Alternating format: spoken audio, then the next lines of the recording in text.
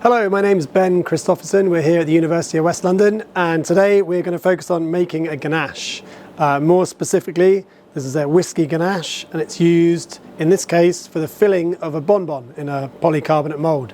So that could be used for a petit four, or in a chocolate shop, or in a hotel. So a ganache, traditionally, is a mixture of cream and chocolate, quite simply. And it's a fluid mixture, and when it sets quite soft, or if you want it to be firmer for different applications, you make it firmer. It could be used as a filling in a cake or the covering for a cake. It could be a layer in an entremet, or more commonly, we're used in chocolates. A lot of the time now in more sort of modern macarons, you will always find a ganache. Ganaches can be all types and flavours. It's very much up to the pastry chef. Flavour could come from inclusions such as spices or purees, different types of specific ingredients like types of honey or alcohol. Really, there is no end to creativity that you can use to make a nice ganache. But the original ganache was cream and chocolate. You don't have to use cream as the fluid part. You could use any type of liquid. So for example, you can make a water ganache. When people make water ganaches, what they're trying to do is focus on the flavour of the chocolate and not add any more fat. That being said, you could also use champagne or beer or whatever it was you wanted to do. In this case today, we're going to use chocolate. So we've got two types of chocolate. We've got milk chocolate and dark chocolate. I'll come back to that in a second. We've got an invert sugar called trimoline. We've got butter and whiskey. So why two types of chocolate? When you work with chocolate, you're always looking to try and find a balance between sweetness and the cocoa flavour, and being able to taste and detect other flavours as well. So sometimes you would like a balance of dark chocolate cocoa and sweet creaminess from milk chocolate, so you can blend the two together. So it's quite a useful thing that you can experiment with and find out where that sort of balance lies. Then there's butter as well. The butter is going to bring a richness to the product. Of course, there's the cream as well. So this is a traditional recipe. We've got regular whipping cream. Most ganaches that ask for cream will use whipping cream, and it's about 35% fat. And then the main flavour from this one is whiskey. And you might think what whiskey is the best one to use. In my personal preference as a pastry chef, I like extremely heavy peated whiskies. So whiskies from a place called Islay. But you could really use any whiskey. The more flavour it has when you smell the whiskey, the better off you're going to be. Okay. And then lastly, invert sugar. We use invert sugar in ganaches to help improve the mouthfeel of the ganache, the texture, how soft it is in your mouth. It also helps the shelf life a bit because it's a sugar, so it inhibits bacterial growth, and it also stops crystallization within the ganache itself. So it has three functions. All right, so the way we're going to make this ganache, we're going to take the invert sugar and we're going to put it in with the cream so it melts into the cream. Going to heat the cream up to about 90 degrees. Take the two chocolates, put them both together.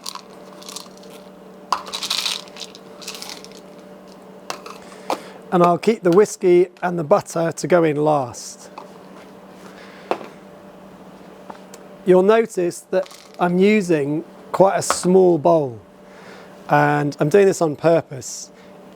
The recipe is not massive, but if I use a big bowl and there's lots of surface area of the bowl, the ganache won't form as nicely together. You want to try and keep all the heat together in the ganache as you're making it, and you'll have much more successful chance of melting the chocolate equally, making a nice smooth glossy ganache.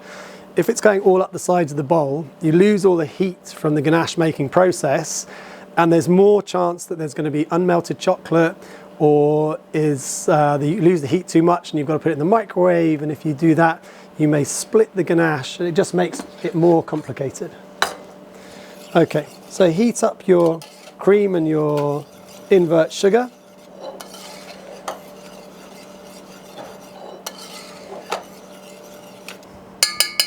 So I'm going to pour the hot cream and invert sugar on top of the 2 chocolates. And what I'm going to do is I'm just going to let that sit for 2 minutes just to allow the temperature to dissipate throughout the mixture. If I immediately start stirring it, I'm putting too much pressure on the chocolate to melt itself. If I just let the chocolate start to melt naturally like that, the ganache will almost make itself easier. There are lots of different types of inverted sugar that you can use. There's sorbitol, dextrose, glucose, and trimoline. And the most common ones you find in the kitchen are glucose and trimoline. Glucose is a classic invert sugar that we mostly use just for anti-crystallization, and you'll find it used in the pastry kitchen a lot. So if it's anti-crystallization you want, just use glucose. Trimoline is much more useful for the 3 uses that I've said before. It's also quite commonly used in ice cream as well. So if you work in an area that uses a lot of ice cream, it's worthwhile having trimoline as a product. But if you're not doing that, you could get the same outcome from using glucose. You could also, if you wanted to make it more natural and you're using glucose, you could just use honey. Honey is a natural invert sugar and it will have the same outcome of reducing crystallization. All right, so once you've allowed your warm cream to sit on the chocolate, you can then use a small spatula or a spoon and you can start to stir. If you just stir from the middle, sort of imagine you're stirring around a golf ball, you'll see that you can't actually see very much at all when it first starts. You'll see the chocolate start to separate. Don't be tempted to whisk it all together. Just keep stirring and you'll make a little vortex in the middle of ganache.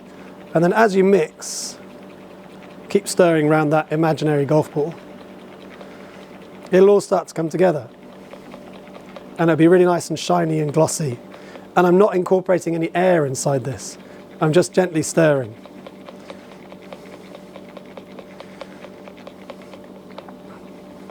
I'll just let it move around a little bit so I can catch the other bits. Get those last bits now. Because it's a small recipe, this is going to cool down quite quickly. So I can start to add the butter now. I want to add the butter when it's around 35 degrees. We'll have a quick check.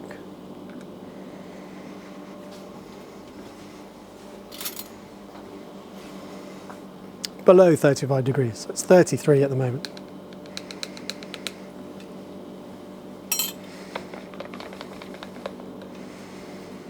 So take the butter, take it in small bits, add it in,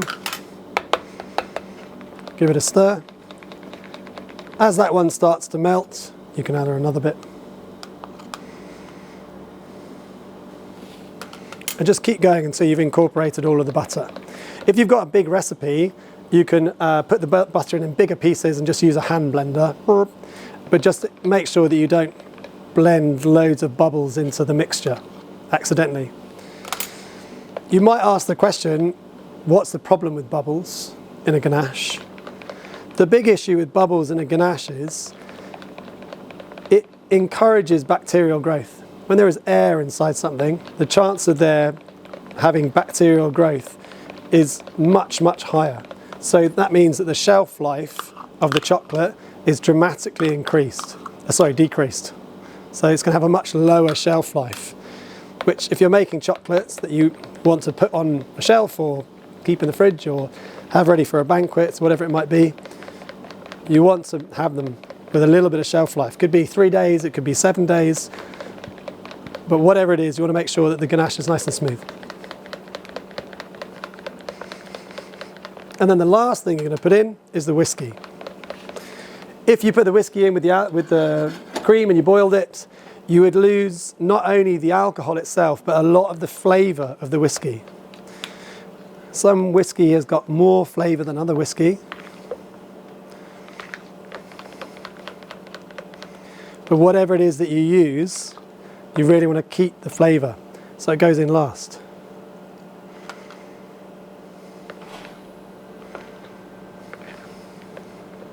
So the ratio of cream to chocolate depends entirely on two factors. Factor number one is the chocolate itself, and factor number two is the cream. And the factor is fat. So if you want to make a fluid chocolate ganache, you have to think about how much fat is in the chocolate and how much solid is in the chocolate and how much fat is in the cream. And from there, you can tell the ratio. The absolute best thing to do is have a book and read the recipe. You can go online and you can find recipes for absolutely everything, but the absolute best is having a book with recipes that are tried and tested by the author. And they will say specifics like, this chocolate is 66% cocoa, and you use 700 grams, and you use 496 grams of 35% cream. Very specific. And what you'll find is that if you think, oh, I don't have 66% chocolate, I've got 54, I'll use that recipe. You can do, but the outcome will not be the same. You'll quite often find that it will split. And that splitting is the product of the fats pushing away from each other. So it's quite a complex subject. You can find in books, it will say 2 to 1, 1 to 3, 1 to 4, but it doesn't take into account the chocolate itself. It doesn't take into account how much fat is already in the chocolate. My best advice is use recipes, chocolate ganache recipes, from the manufacturer. So Callebaut will have lots of recipes on chocolate, Valrhona will have lots of recipes on ganache. Use those ones because they will be specific to the type of chocolate. Okay, so that's the ganache finished. So it's lovely and smooth, okay? Not grainy, not bubbly. Ready to go. So the temperature of that ganache, when I pipe it into the molds, needs to be below 28. Okay, so at the moment it's 29. So you can see that you don't have to wait particularly long for that to get to 28. All right, and you want it to be fluid when you pipe it into your bonbon because you want it to settle.